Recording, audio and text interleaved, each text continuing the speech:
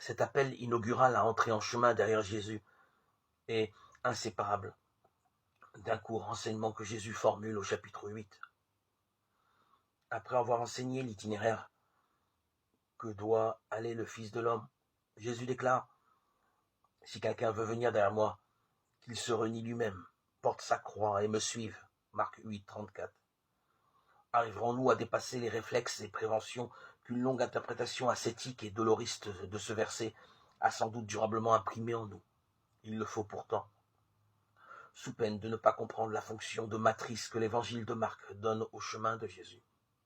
Les 4 pécheurs ont été invités à entrer en chemin. Un appel leur a été adressé en ce sens. « Venez derrière moi, je vous ferai devenir pécheurs d'hommes. » Marc 1, 17. Jésus s'adresse maintenant à quiconque envisage d'entrer en chemin, après avoir entendu son appel. « Si quelqu'un veut venir derrière moi », à cet homme-là, Jésus dit alors par quoi il devra passer, qu'il se renie lui-même et porte sa croix. Si la mort de Jésus était au cœur de la foi, on pourrait comprendre que Jésus invite à se raturer en imitant de sa propre mort. Mais l'évangile de Marc met au cœur de la foi le chemin d'investiture que les chrétiens célèbrent en Jésus lorsqu'ils le voient passer par la mort. C'est donc à partir de là qu'il faut entendre le passage que Jésus invite à vivre derrière lui, qu'il se renie lui-même, c'est-à-dire qu'il passe par le deuil d'une certaine représentation de soi. Cette rupture avec son enracinement coutumier l'introduira dans le domaine de la mort.